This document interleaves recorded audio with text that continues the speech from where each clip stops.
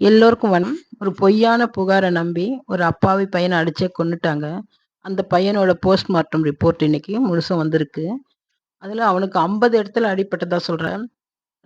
மூளையில ரத்தம் கசியுது, இதயத்துல ரத்தம் கசியுது. அவன் உடம்புல அடிபடாத இடமே இல்லன்னு சொல்றாங்க. அவன் ஒரு தவறும் செய்யல. அந்த அளவுக்கு அவன அடிக்க வேண்டிய காரணம் என்ன? அவன போலீஸ் ஸ்டேஷன்ல கூட அடிக்கல. கோவிலுக்கு பின்னாடி ஒரு பொது இடத்துல அடிக்கிறாங்க. நெறைய பேர் வேடிக்கை பார்க்குறாங்க. ஆனா யாருமே தட்டி கேட்கல. இவங்களுக்கு எவ்வளோ தைரியம் பாருங்க. பொதுமக்கள் முன்னாடியே அடிக்கிறோமேன்னு ஒரு பயம் கிடையாது. அவ்வளோ திமிரு நம்மள யாரு என்ன கேட்க முடியுன்ற தைரியத்துல அந்த பையன அடிச்சே கொன்னுருக்காங்க. கம்ப்ளைண்ட் குடுத்த பெண்ணும் ஒரு நல்ல பெண் கிடையாது. 2011லேருந்து அந்த பெண் மேல வழக்கு பதிவு பண்ணியிருக்காங்க. வேலை வாங்கி தர்றதா சொல்லி லட்சக்கணக்குல மோசடி பண்ணியிருக்கிறதா சொல்லியிருக்காங்க. ஒரு பெண் கம்ப்ளைண்ட் குடுக்க வராங்கன்னா, அவங்க வாய்மொழியா தான் குடுத்துருக்காங்க. அவங்க கிட்ட விசாரிக்க கூட இல்ல. எப்படி காணாம போச்சு? ஏன் கார்ல வச்சீங்க? அந்த மாதிரி எதுவுமே விசாரிக்காம, யாரோ குடுத்த அழுத்தத்தினால அந்த பையன புடிச்சு அடி அடின்னு அடிச்சு சாகடிச்சுட்டாங்க. இத கேட்கறதுக்கு யாருமே இல்ல. போலீஸுக்கெல்லாம் நல்லாவே தெரியும். யார் தவறு செய்வாங்க, செய்ய மாட்டாங்க. யார் திருடி இருப்பாங்க, திருட மாட்டாங்கன்னு அவங்களுக்கு நல்லாவே தெரியும். அவங்க நெறைய குற்றவாளிகள பார்க்குறாங்க. அதனால இந்த பையனும் திருடி இருக்க மாட்டான்னு அவங்களுக்கு நல்லா தெரிஞ்சிருக்கும். ஏன்னா மிரட்டும்போதே கண்டுபிடிச்சுருவாங்க. அந்த பையன் பயப்படுறானா இல்லையா? அப்படின்னு தெரிஞ்சிருக்கும். அதையும் மீறி அடிக்கும்போது அவன் உண்மைய சொல்லிடுவான். அப்படி திருடி இருந்தான்னா. அதனால இவங்களுக்கு தெரிஞ்சிருக்கும் அந்த பையன் நகைய எடுத்திருக்க மாட்டான்னு.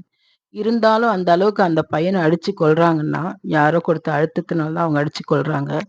யார் அழுத்தம் கொடுத்தாலும் இவங்க அந்த மாதிரி அடிக்கக்கூடாது. மனிதாபிமானம்னு ஒண்ணு இல்லையா? யாரோ சொன்னாங்கன்றதுக்காக இவங்க செய்யலாமா? அந்த பையன் என்ன தவறு செஞ்சான்? வீல் சேருக்கு அவங்க ரூ. 100 குடுத்துருக்காங்க. இவன் ரூ. 500 கேட்டிருக்கான். நாங்க 5 பேர் இருக்கோம் மேடம். ரூ. 500 குடுங்கன்னு கேட்டிருக்கான். அதால ஏதோ வாக்குவாதம் நடந்திருக்கு.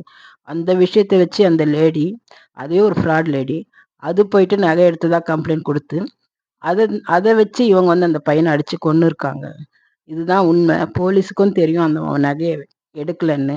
அந்த பொம்பள சொல்றது பொய் தான் தெரியும். தெரிஞ்சும் அவங்க அடிச்சிருக்காங்கன்னா, அவ்வளவு திமிரு. யார் நம்ம கேட்க போறாங்கன்ற தைரியம் அவங்களுக்கு. ஒரு அக்யூஸ்ட் குடுத்த கம்ப்ளைண்ட்ட வச்சு, பொய்யான கம்ப்ளைண்ட் வச்சு ஒரு பையன அடிச்சு கொன்னாங்களே. இந்த அக்யூஸ்ட ஏன் இன்னும் கைது பண்ணாம இருக்காங்க? இது பொய்யான புகார் குடுத்தது தப்பு இல்லையா? அதுக்காகவே இந்த பெண்ண கைது பண்ணணும். அடிச்சு கொன்ன 5 பேர கைது பண்ணும்போது, அதுக்கெல்லாம் மூல காரணமா இருந்தது இந்த பெண் தான். இந்த பெண்ண தான் முதல்ல கைது பண்ணியிருக்கணும். ஏன் இன்னும் விட்டு வச்சிருக்காங்க? அது இல்லாம 2011லேருந்து இது பேர்ல பல வழக்குகள் இருக்கு. அப்படி இருந்தும் இந்த பெண்ண விட்டு வச்சிருக்காங்க. ஒண்ணுமே செய்யாத ஒரு அப்பாவிய கொன்னுருக்காங்க. இது என்ன நியாயம் இது? இந்த சம்பவத்த பார்க்கும்போது கண்ணகி கோவலன் கதை தான் ஞாபகத்துக்கு வருது.